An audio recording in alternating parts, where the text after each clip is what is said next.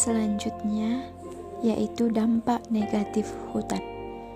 Berikut adalah penyebab kerusakan hutan. Yang pertama, illegal logging, kedua, kebakaran hutan, ketiga, penggundulan hutan untuk lahan industri.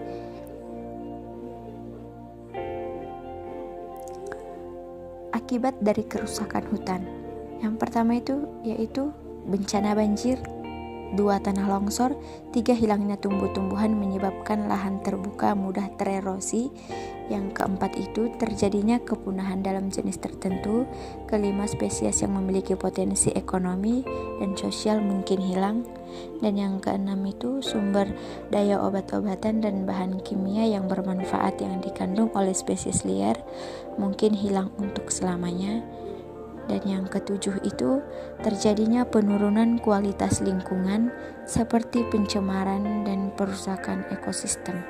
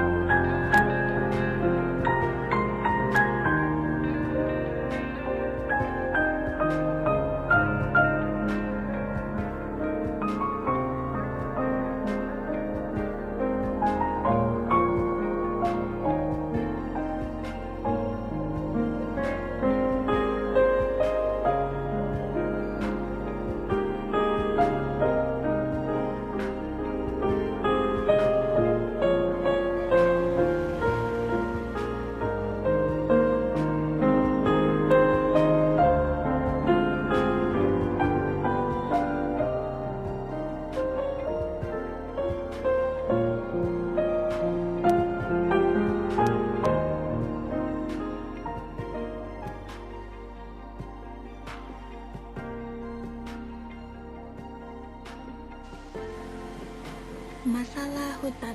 1. Penyebab kerusakan hutan. Berdasarkan faktor penyebabnya, bentuk kerusakan hutan dibedakan menjadi 2 jenis, yaitu pertama, kebakaran hutan. Penyebab kebakaran hutan sampai saat ini masih menjadi topik perdebatan, apakah karena alam atau karena kegiatan manusia.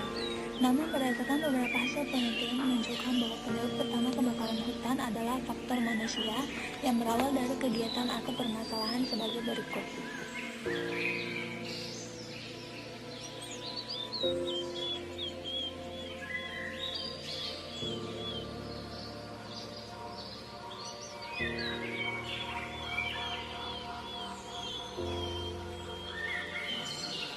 Kedua, penebangan hutan sembarangan. Menebang hutan sembarangan akan menyebabkan hutan menjadi gundul. Ditambah lagi, akhir-akhir ini penebangan hutan liar semakin marak terjadi.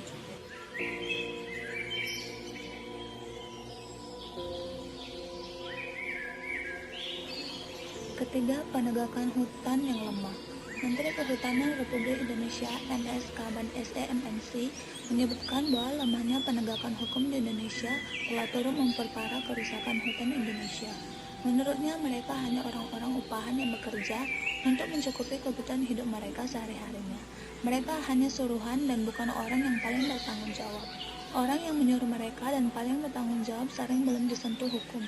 Mereka biasanya mempunyai modal yang besar dan memiliki jaringan kepada penguasa.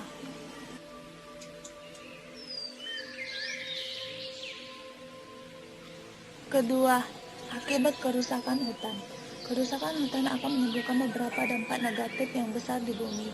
Di antaranya yang pertama, efek rumah kaca atau greenhouse effect. Hutan merupakan paru-paru bumi yang mempunyai fungsi mengabsorpsi gas karbon dioksida. Berkurangnya hutan dan meningkatnya pemakaian energi fosil seperti minyak, batu bara, dan lain-lain akan menyebabkan kenaikan gas karbon dioksida di atmosfer yang melindungi bumi. Zat ini makin lama akan semakin banyak, yang akhirnya membentuk suatu lapisan yang mempunyai sifat seperti kaca yang mampu meneruskan pancaran sinar matahari berupa cahaya ke permukaan bumi, tetapi tidak dapat dilewati oleh pancaran energi panas dan permukaan bumi. Akibatnya energi panas akan dipantulkan kembali ke permukaan bumi oleh lapisan karbon dioksida tersebut, sehingga terjadi pemanasan di permukaan bumi. Inilah yang disebut dengan efek rumah kaca.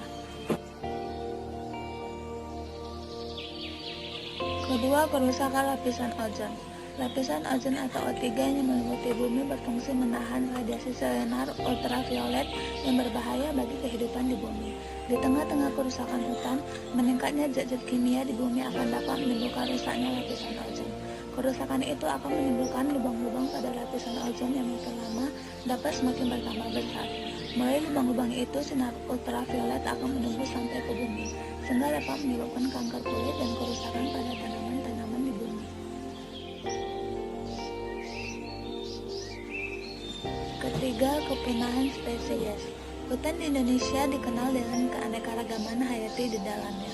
Setelah rusak di hutan, sudah pasti keanekaragaman ini tidak lagi dapat dipertahankan, bahkan akan mengalami kepunahan.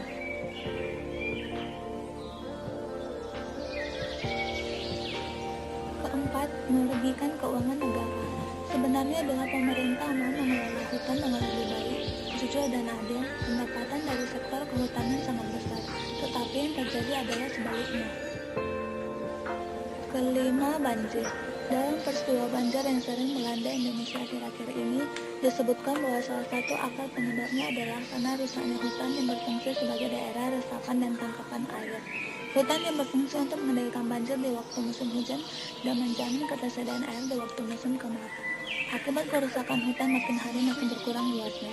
Tempat-tempat untuk meresapnya air hujan atau infiltrasi sangat berkurang, sehingga air hujan yang mengalir ke permukaan tanah jumlahnya semakin besar dan mengorasi daerah yang dilaluinya. Limpahannya akan menuju ke tempat yang lebih rendah sehingga menyebabkan banjir.